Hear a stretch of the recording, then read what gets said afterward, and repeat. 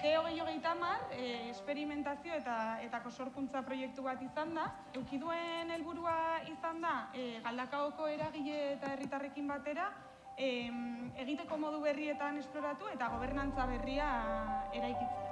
Bueno, ideia hau azten da Mariano Mazzucatoren ideia batetik. Mariano Mazzucato planteatzen du John Kennedy, 72. urtean, ateratzen denean, esatea Estatu Batuetako gobernuak egingo duela inoiz gizadiak eukiduen misiorik garrantzitsuena eta dela, pertsona bat eramatea ilargira eta bizirik ekartzea.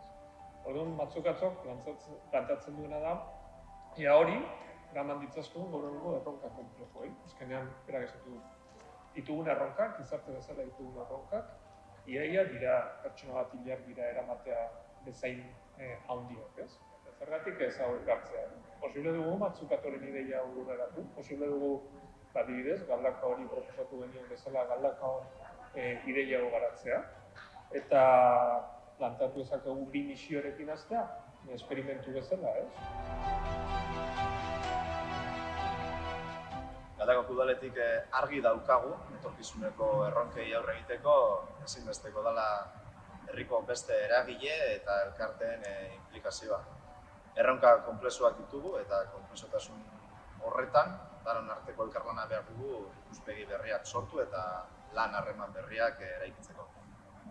El proceso empezó en enero, duró un año y ha pasado por diferentes etapas. La primera ha sido una etapa con los técnicos y los políticos del ayuntamiento para ir pensando juntos en retos y definir conjuntamente 2 misiones. Conseguir un nuevo modelo de cercanía más sostenible donde el 80% de la movilidad del centro y sus alrededores se hace sin coche para 2030, potenciando los servicios y el bienestar de todo el ecosistema. Potenciar la participación de niñas, niños y adolescentes de diferentes culturas en las actividades de ocio y cultura de Galdakao para el año 2030. Gobernantza ereduri logika horretan eraikitzea, hau da, misioen baitan eraikitzea, eta herri batek, nik uste, posible ditula, inkluso 5 misio planteatu, ez? 5 misio bere eraldaketarako aukera bezala. Eta horren baitan gobernantza eraikitzea, beste ikuspegi transversalago batekin, nik uste hori izango dela, segurazki erronkarik batien. Egin ditugu, sorkuntza saio desberdina. Hasteko, misio bakoitzerako 3, hau da, 6 saio, nun misio bakoitzaren inguruko beharrak identifikatu ditugu, gero behar horietan oinarrituta ideia berriak sortu ditugun, eta azken saioan ideia horiek definitzea jo dugu. Udal talde politiko eta teknikora pasagea, ideia horien bideragarritasuna eta hainbat aspektu definitzeko. Eta ondoren, 7. saio bat egon da, kasu honetan 2 misioetan lan egin duten herritar guztiekin batera, ideia horietan baloratu dena elkarbanatzeko. Eta prozesuarekin amaitzeko, ekitaldi bat egin da, non atera diren 5 ideia horiek, azaldu dian baita prozesua ere ezagutzera. ¿Y en qué momento pensáis que ellos se han acaparado o han sentido que las ideas eran suyas? Nik uste prozesu horre guztiak eta nola hasten dian puntu batetik eta beraiek dian parte hartzaile aktibo prozesu osoan zehar, uste horrek eragin handia dakala gero ideia beraiena sentitzen. Al final esta carpa, aunque ahora es una exposición, pues es como otro lugar de participación, otro lugar de consulta. Y entre esto y las sesiones de co-creación que estaban como muy abiertas, incluso como invisibles en el patio, y así han permitido también poder crear otros puentes.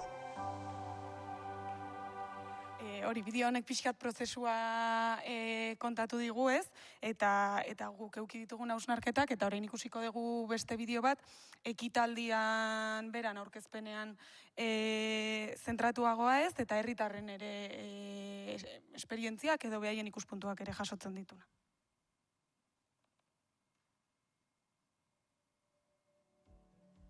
G2030 esperimentazio eta sorkuntza proiektu bat izan da. Eukiduen helburua izan da Galdakaoko eragile eta herritarrekin batera egiteko modu berrietan esploratu eta gobernantza berria eraikitzea. Buscamos la complicidad de agentes y ciudadanía de Galdakao para la generación de nuevas formas de relaciones, nuevas conexiones, nuevas colaboraciones y para crear comunidad, para hacer pueblo. Se definen, teniendo en cuenta los retos de Galdakao, dos misiones. Conseguir un nuevo modelo de cercanía más sostenible y la otra misión, potenciar la participación de niñas, niños y jóvenes de diferentes culturas en las actividades de ocio y cultura de Galdakao para el año 2030. Y entonces hoy es el día en el cual estos la vamos a presentar, pero más bien los participantes de las sesiones de co-creación las van a presentar. Ideia hau da, sare bat sortzea, Galdakaoko 10 urtera arteko umeak aisi eta kultur eskaintzan parte hartzeko. Pertenezco a la red de apoyo creada en el barrio de Aperribay y bueno, hemos presentado la idea de acompañamiento a menores de 10 años, que va a ser la prueba piloto en nuestro barrio. Nosotros en este proyecto lo que hemos querido es promover el uso de la bicicleta de una forma segura dentro de Galdakao y aprovechar el entorno que tenemos. Ekartzen dugun ideia, deitzen da kalea sorkuntza espazioa, la calle un espacio creativo, ez delako kasualidadea, gu kale hezitzailea gara eta kaleak ematen dizkigun aukeretan sinisten dugu. Guri lasaitasune, postasune basoan ibiltea, mendien ibiltea, herri barrura ekartzea. Como grupo de montaña, una de las cosas que nos ha interesado de todo este proceso es intentar peatonalizar una serie de calles y evitar el tráfico rodado. Gure taldean landu duguna izan da, zelan aizia eta kultura auzoetara hurbildu. Bai, ez bakarrik izatea erdikaldean eta jendearekin lan egitea kalean, beraien kulturarekin eta beraien beharrekin. Dala aitortza bat, bakoitzak beretik ezin duela, sareak artikulatu behar dira, erakundeak, gizarte zibila eta herritarren artean inteligentzia kolektibo hori eraikitzeko eta denon indarrak batuta, gobernantza berri hori eraikitzeko. Helburua izan bedi, izan dadila, aldaketen eta Galdakao berriaren sorburua. Barrio a barrio, auzorik auzo. Gerora, auzotik mundura salto egiteko. Gauzak hobetu aldugu zela eta daron artean gauzak hobeak egin aldugu zela. Hori daramat, hemendik. Pues me llevo a pensar en el futuro, sobre todo pues porque cada vez las comunidades son más diversas. Eta hori, ezagutzen badugu, denak izango garela aberatsagoak uste dut nik. El proceso con el que se ha trabajado yo creo que es un proceso muy interesante. Galdakaoko udala prozesu honetan murgildu zen, argi geneukalako egungo erronkei eta euren konplexutasunarekin aurre egiteko, herriko eragile eta elkarteen laguntza behar genuela. Eta horrela, lan egiteko era berriak sortuko dira, harreman berriak eta beste ikuspegi batzuk.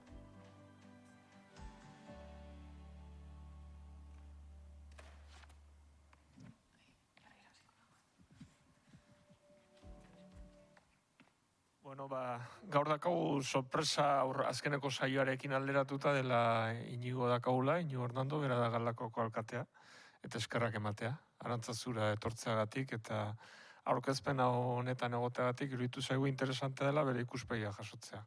Zeti orain arte igual gu egon gera gure ikaspenak eta barre jasotzen, baina agian beste toki batek ikaspen horiek ere nola bizitzen diren ikustea ere interesante iruditzen zaigu, orduan alde hortatik eskerrak ematea etortzeagatik.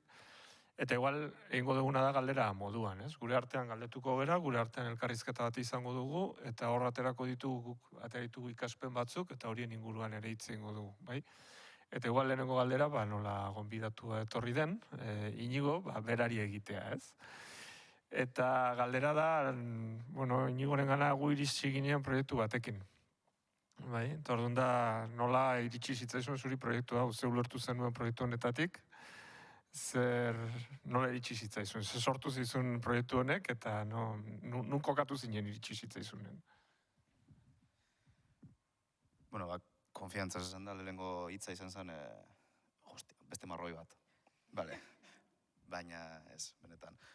Gero guztien hasi nintzen pentsetan, eta uste dut egunerokotasuneko zurrunbilo hortatik urtetako behar genuela, horrelako ikuspegi bat sortzea, herriko eragileekaz, horrezan duan moduen, elkartekaz, norbanakoekaz, eta hasi ginenean, eta saioekaz, eta aurrera, horri gertzen zen, merezi zeuela. Ikusten zen jentean implikazioa, jentea posik urtetan zala saioetatik, aurreko aurkezpenan ipinidan moduen, entzun da, sentitu naiz. Eta etorkizuneko galdako hori sortzeko, misio kontzeptu horiekaz lotzea, uste dut oso jauzi kualitatiboa mondala, batez be hori, zurrunbetik urtetako eta eguneroko lan horretatik urtetako, eta begira labur horretatik urtetako eta bida luzea jartzeko herrian bertan. Igual, konkretago izango nahiz orandikan. Zeti proiektuak hitz egiten sorkuntza, misioak eta guzti horretaz, horrek ze suposatzen zuen, ze ulertzen zenuen zuk, sorkuntza, ze ulertzen zuen guzti horretaz, ez? Hitze, ulertzen zenuen ondo, ze suposatzen zuen zuretzako horrek? Zegi esan, hasieran enean ulertzen, zer zan, argi eta garbi. Banekien hainbat proiektu zela hortik, ezagutzen arantzazula, banekien zertan zebien momentu hortan, baina galdakora ekartzea eta zelan mamitu hori guztia, nietzako zen apur bat, esperientza bat, abentura bat. Eta sorkuntza kontzeptu horretan, batez be, galdakako teknikariak, udaletxeko teknikariak, alde politikoa, herriko eragileak danon artean erabakitzea gaina maila berean, era horizontal batean jartzea eta maila berean etorkizuneko herri hori eraikitzeko, benitzako zan esperientzia guztiz barria, baina beharrezkoa, zondoan moduan. Eta uste dut, garrantzitsuena, jenteak barneratu zebela momentu batean, ez da genuen izango zen klik hori, baina bai udaletxeko langileen artean eta bai eragileen artean, honek bazeukala beste zentzu bat. Orain arte egindako lanketak eta moldeak apurtu behintzat aldatu, eta sorkuntza kontzeptu horretan oinarriturik, zuzel berritzaia sortzea, eta hori bai, ilargira joatea erabakiko dugun, erabakien duen, eta hori asmatu behar dugu zelan egin bidai hori bizirik heltzeko, behintzat. Bueno, igual entzuten da, ez? Igual zuk esaten duzun bideo horretan, ez? Ni bai gertatu zitzaidan izan zen, eta hori igual da bai da lehenengo irakaspen bat, ez? Guretzako, ez? Egin genuenean lehenengo saioa, eta jendea parte hartzerako orduan deitu genuen, eta karo, agian ni pertsonalki jartzen naiz Gipuzkoatik, eta leheno justo kafe hartzen, ez? Nahi ere ekin eta hitzeiten egon geha, ez? Eta lehenengo saio horretan, ni gogoratzen dut, kide batzuk agertu zirela, ez da izen baginen.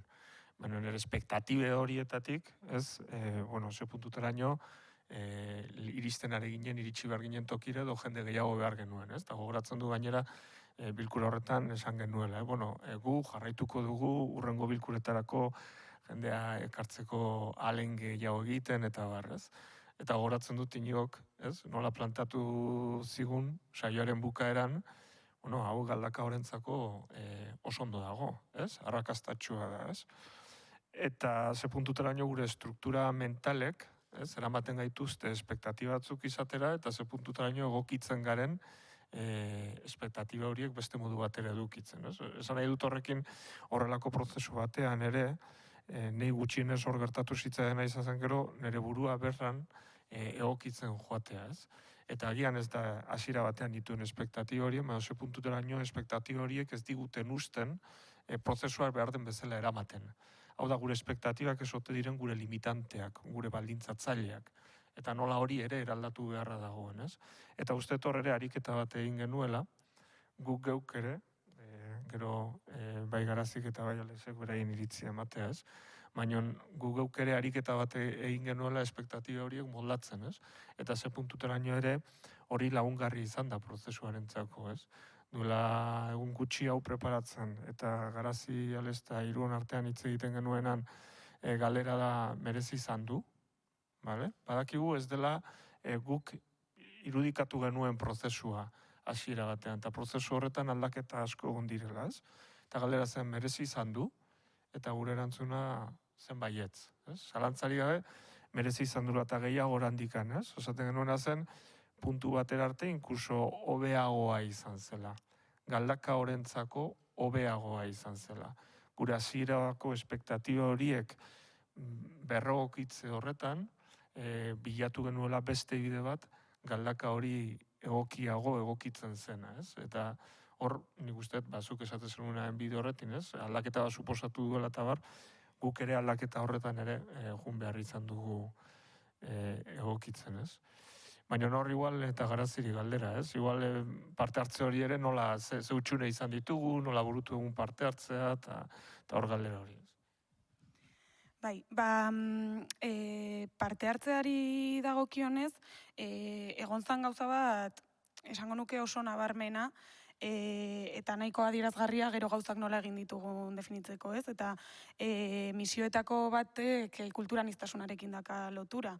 Eta saio batean geunden, nun pertsona bakarra zan, beste jatorri batekoa, Eta berarekin zetorren pertsonak esan du, aigea hitz egiten kulturaniztasunaren inguruan, eta pertsona hauek ez daude hemen, Eta nik uste dut hor gure hausnarketa dela nola hori egia zan, eta nola egiten dugu, hau honi buelta eman alizateko, eta nola jungean bilatzen parte hartze, maila edo baldintza desberdinak sortzen, parte hartzea hau eduki alizateko, Eta hau bezala beste kolektibo batzuena, baina uste eta oso adierazgarria dela eta laguntzen dula ulertzen. Eta orduan adibidez, prestatzen ibili geanean ekitaldia, eta ekitaldia gero egon da astebeteko erakusketa batekin jarraitua, nun parte hartzea irekia izan dan, baina horrekin batera ere egin ditugun, bisita gidatuak deitu diegu, baina saioak izan dira,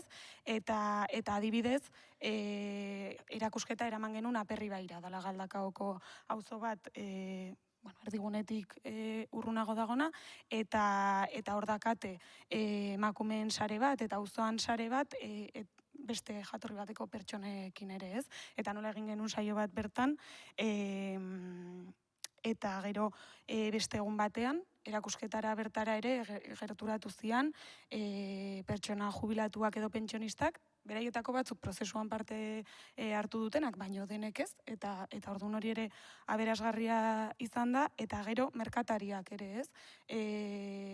Bazan beste kolektibo bat, aiginan hitz egiten kale batzuk peatonalizatzearen inguruan eta bar, eta ez zuten saioetan parte hartu, eta nola egiten dugu benetan, bat, beraiei ideia ondo azaltzeko eta beraiek ondo ulertzeko zertaz aigean, eta beraien ekarpenak ere jasotzeko, eta beraiek ere beraien iritziak txertatuta ikusteko, Eta orduan hor jungea bilatzen prozesu osoan zehar parte hartze horretarako eta aniztasun horretarako bide desberdinak. Eta nik uste zuek biok esan dezutenarekin lotuta, beste ikaspen bat dela ere, igual hasieran, ez genitula ikusten edo komplikatua dela, baldintzak ikustea jendeak ulertzen dula zer dan proposatzen dena, baina gero gu ere egokitzen jun barri izan gea, baina prozesua bera ere, eta egiten jungean guztia, eta nola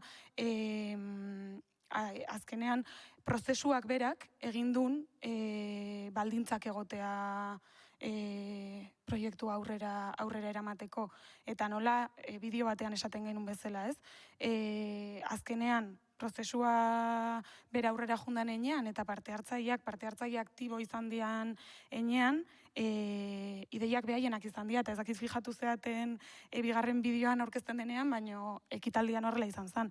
Guk ideia hau pentsatu dugu, eta oso jabetzatik zetorren zerbait izan, Eta gertatu da gauza bera, parte hartzaileekin ekosorkuntza saioetan hartu duten herritar eta eragileekin, baina baita Inigok esatezun bezala teknikariekin ere. Hasieran igual ez duten ulertzen eta ez duten ikusten, eta aurrera joan gean enean prozesuak berak eman ditu baldintzak, gero behaiek izateko benetan eragile aktibo bideragarritasun hori pentsatzen eta aukera desberdinak pentsatzen. Nik uste dut hori izan dela. Creo que también en los comos ha habido como una exploración nuestra de ver cómo les hacemos cambiar de postura. Entonces, tanto cuando fuimos a los barrios, a Peribay en este caso, que la exposición estuvo en la calle, debajo de en el exterior. Entonces, ya no es una reunión de por sí donde va a haber alguien con un micrófono hablando delante de la gente y la gente va a escuchar y va a decir sí, sí o no, no, sino que son como diferentes formatos para generar conversaciones. Entonces, este fue un formato y con los objetos que veíamos al inicio, también es otro formato en el cual la gente venía con su rol, muchas veces, su rol de asociación, su rol de vecino, su rol de... Y entonces el hecho de descolocar, entre comillas, y de poner a las personas en unas posturas distintas de las que se esperan, entonces tiene que ver con los cómo y las expectativas también, permite que todos empecemos de una manera diferente. Y creo que ha ayudado a que cada uno no siga con solo su Gorak, sino que habla desde una postura de grupo y de compartir, de comunidad.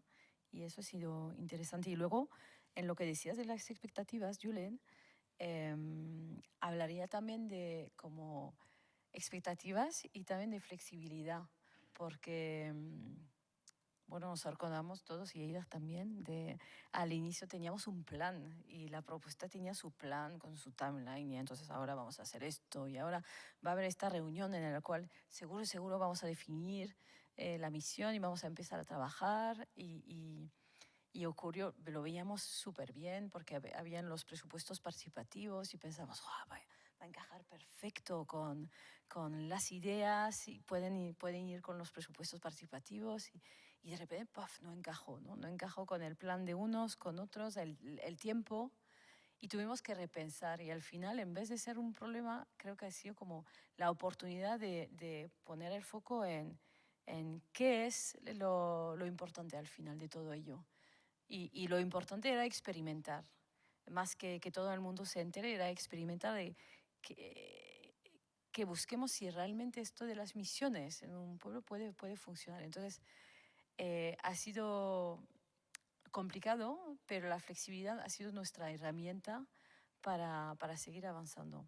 Entonces, voy a hablar un poco de frustración y me gustaría preguntarte a ti, Íñigo, ¿en qué momentos te pareció que el proceso fue frustrante o qué recuerdas que fue un poco complicado para ti?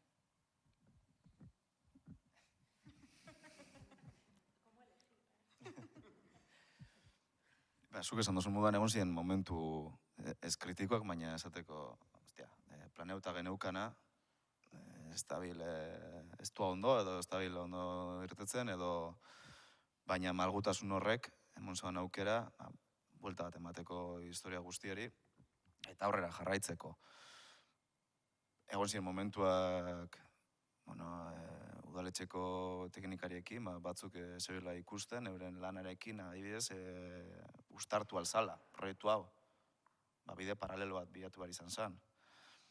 Egon ziren momentuak, non saio batzutan, egon ziren frustrazioak edo Julenek esan den moduan, Gipuzkoatik gatoz, espero dugu zamen 200 pertsona lehengo saioan.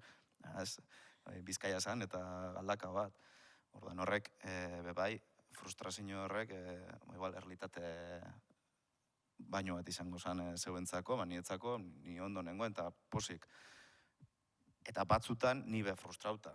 Nik igertzen nabelako, izatena, ondo, nik bakite aruntz joan bergarela, baina denporan hondik atako edo kentzen da orduak, hemen egoteko proiektu honetan sartuta, eta udaletxeko teknikarian murgiltzeko, eta herritarri esateko mesez, etorri hau garrantzitsu dela, elkartei, frustrazio puntu eta puntu kritikoak egon diren nahiko txu, prozesuan zer, ez da izan bakarra, baina guztot horrek, azkenean aberestasun bat emondotzela prozesu guztiari, eta emaitza hor dagoela, eta zuk esan duzu moduan garazi, jenteak ikusi hau bere proiektu moduan, bere herria, komunitate baten parte direla, bakoitza bere lekutik, eta ara gurot joan, eta nire ideiak haue dira. Ez puntu kritikoak bai, baina buelta mondotzegula, uste dut. Nik gogoratzen dut momentu batean egon ginela hogeitako punto kritiko batean, zuetzinen enteratu inigo, baina gure artean hitz egiten esan genuen baldintzak existitzen dira hemen, aurrera jotzeko. Eta oso serio planteatu genuen galdera izan zen, ez? Baldintzak ditugu prozesu honekin aurrera jotzeko. Gure lehenengo postak hitz egiten zuen zintzu dira gure aliatuak. Eta guazen galdetza zintzu dira gure aliatuak, eta agian prozesu bat hasi baino lehenago, oso ondo jakin behar dugu aliatuak ditugun, edo ez ditugun aliatuak prozesu hori abiatzeko, ez? Bueno, hemen aliatu bat bagenekan, ez? Hemen dago, presente. Hori aliatu fuerte bat zen, baina gero eta Grazik zionaren bidetik, ez? Denbora pasa denean, esan dugu, bale, agian baldintza behar dira prozesu bat abiatzeko. Baina baita ere prozesu batek baldintzak sortzen ditu. Oda, prozesuak berak iruditzen zaigu baldintza batzuk sortu dituela. Eta ez, eta gu horren kostientez ginen. Zitigu, abiatu genuenean, ikusita egoera zen, esaten, bueno, egingo dugu bidean alduguna, eta eritxiko gera leguntokiraino, ez? Baina berrez ikusi guna da prozesuan zehar, justuki hasiera batean izan genituen, igual eragozpen teknikoago horietatik haratago, ez? Ikusi genuena zen prozesuanen momentu batean, eta zuk ere aipatu duzu, bapatan teknikoak barneratzen direla prozesuan. Hau da, ze puntutaraino prozesuak sortu zituen baldintza batzuk, ere. Zaila da, nik ez dakit nun dagoen oreka, Ziti azkenean ere baldintzari gabe ezin duzu prozesu bat hasi, ez? Baina egia da, eta guk ikaspen hori bai hartu dugula, prozesua berak baldintzak sortu dituela. Beraz askotan igual, prozesuak abiatzea, denbora faltarekin ere, merezi du baldintzak sortzen dituelako, ez? Ez dakite horretan bat egiten duzuen, ez? Bai igual, Inigori galdera bezala, ez? Zer da desberdina? Beste Galdakaon gertatuenatik. Badago zerbait desberdina dena, izan dituzute bestelako prozesuak, herritarrekin burutu dituzutenak eta bar. Badago zerbait desberdina dena, hemen, eta izaten bada zer da desberdina dena. Ja, bai, ez dakitea gobena.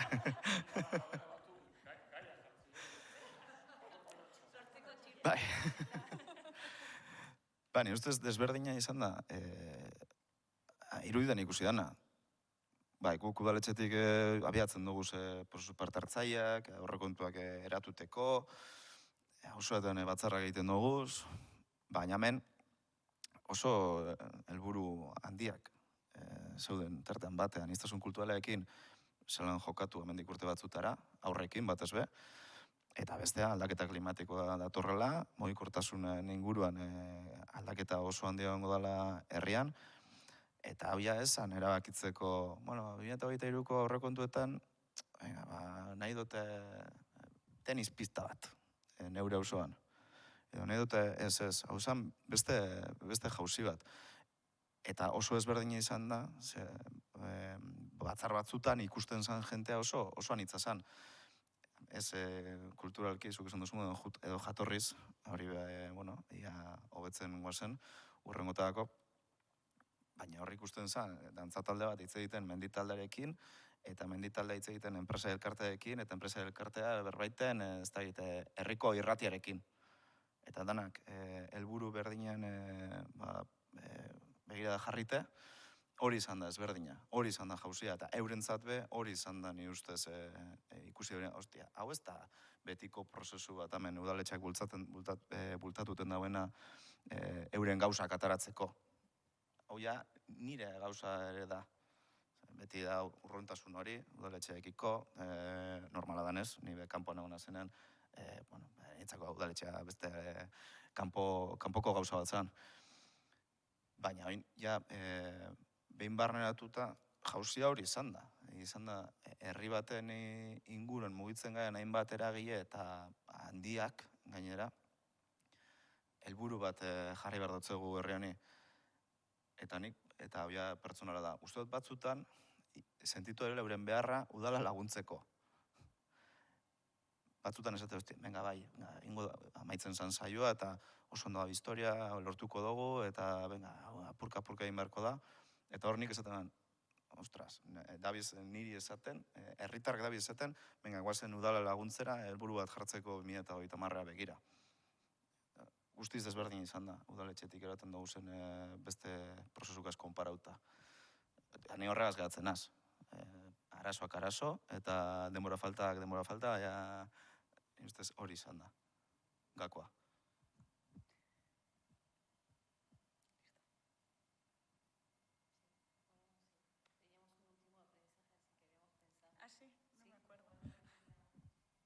Venga.